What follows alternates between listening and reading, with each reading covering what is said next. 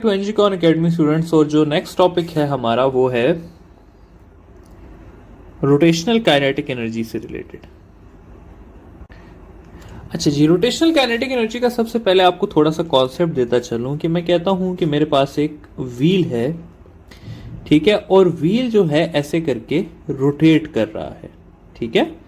तो जब ये व्हील मेरे पास रोटेट करेगा तो इस रोटेशन की वजह से इसके पास जो एनर्जी होगी उसको मैं कहूंगा कि ये है मेरे पास रोटेशनल काइनेटिक एनर्जी, जिसको मैं के ई आर से लिख देता हूं, ठीक है। तो सिंपली क्या है कि energy possessed by a rotating body, ठीक है। तो ये है मेरे पास क्या, rotational kinetic energy. Rotational kinetic energy की इक्वेशन अगर मैं देखूं तो वो होती है हाफ आई ओमेगा स्क्वेयर, ठीक है। या इसको मैं ऐसे भी लिख सकता हूं कि half N M R square omega, या मैं इसको ऐसे लिख सकता हूं कि half N M V square. और ये जो एन है ये वही कांस्टेंट है जो कि शेप पे डिपेंड करता है, ठीक है। तो बेसिकली काइनेटिक एनर्जी रोटेशनल की दो इक्वेशंस आई मेरे पास। एक जो है वो ये वाली आ गई जो कि हमें रोटेशनल वेलोसिटी के साथ मिलती है, और दूसरी जो है वो ये वाली इक्वेशन है जो कि लीनियर वेलोसिटी का रिलेशन बताती है रोटेशनल काइनेटिक एनर्जी के साथ, ठीक है। अच्छा, आगे अगर बात करें तो काइनेटिक एनर्जी रोटेशनल जो है वो एक स्केलर क्वांटिटी है और यूनिट जो है वो इसका जाउल ही है, ठीक है। तो ये है रोटेशनल काइनेटिक एनर्जी। ये पढ़ाने का मकसद क्या था मेरा, असल में मैं आपको एक टॉपिक कराना चाहता हूं जो कि है energy conservation in rotating body. सवाल इस तरह का आता है स्टूडेंट्स आपके पास कि आपको एक इंक्लाइंड प्लेन दी हुई होती है, इस तरह से एक इंक्लाइंड प्लेन होगी आपके पास, और इस इंक्लाइंड प्लेन का एक एंगल होगा, और यहां पे इसकी हाइट दी हुई होगी आपको h, और कहा होगा कि हम एक डिस्क को, यानी कि एक सॉलिड डिस्क को और इसके साथ एक रिंग को इसके डाउनवर्ड भेजते हैं, ठीक है।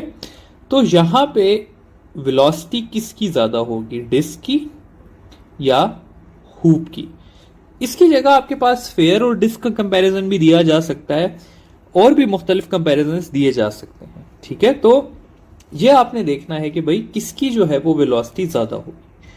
अब देखिए स्टूडेंट्स, क्या होता है कि अगर मैं डिस्क को फॉर एग्जांपल ले लूं, जब डिस्क यहां से आएगी तो एक डिस्क रोटेशन परफॉर्म करेगी और दूसरा वो नीचे की तरफ आएगी। तो लीनियर आने की वजह से उसके पास लीनियर काइनेटिक एनर्जी होगी, और गोल घूमने की वजह से उसके पास रोटेशनल काइनेटिक एनर्जी होगी।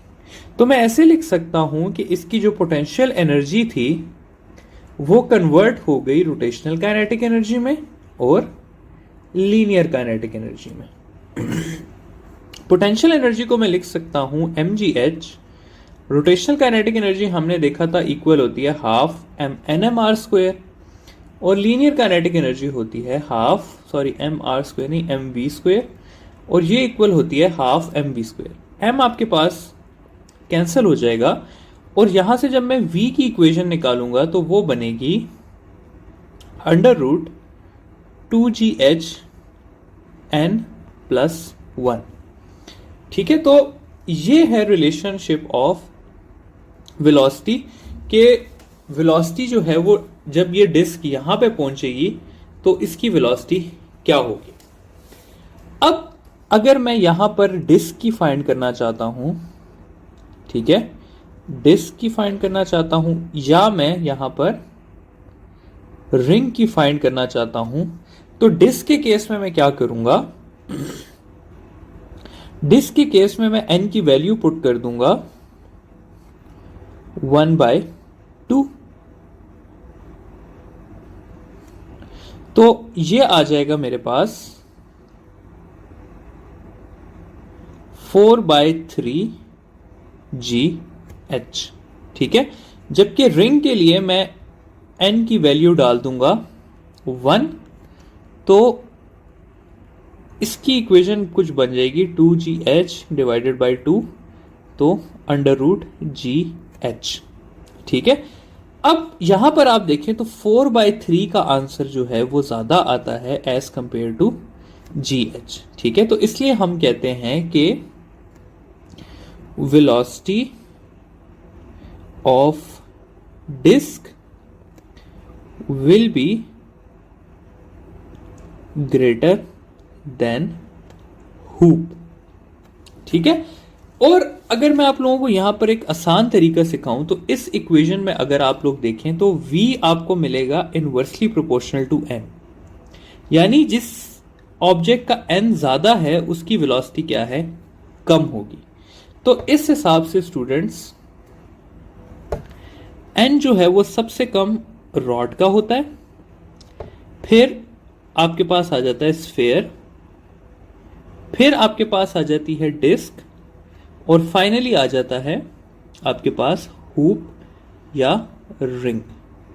तो सबसे ज्यादा वेलोसिटी रॉड की होती है, फिर स्फेयर की, फिर डिस्क की, और फाइनली हूप या रिंग की। ठीक है, तो ये चीज अगर आपको आती हो कि v और n का आपस में क्या रिलेशन है, तो आप बहुत इजीली आंसर फाइंड कर सकते हैं। फॉर एग्जाम्पल अगर मैं कहूं कि एक हूप को और एक स्फेयर को मैं साथ रोटेट करता हूं, किसकी वेलोसिटी ज्यादा होगी, तो इसका आंसर आ जाएगा कि स्फेयर की वेलोसिटी जो है वो ज्यादा होगी, क्योंकि उसका n क्या है, कम है। ठीक है, और इसमें आप एक और चीज देखें कि वेलोसिटी जो है वो इंडिपेंडेंट है ऑफ मैस। यहां पे मैस का कोई ताल्लुक नहीं है। तो अगर वहां पर लिखा हो कि आप एक हैवी हुप को और एक लाइट हुप को साथ ड्रॉप करते हैं ऑन एन इंक्लाइंड प्लेन, तो कौन पहले पहुंचेगा, तो दोनों साथ पहुंचेंगे, क्योंकि इसमें मैस का कोई जिक्र नहीं है। ठीक है, तो ये हो गया आपके पास mass energy principle, work energy principle with respect to rotational motion.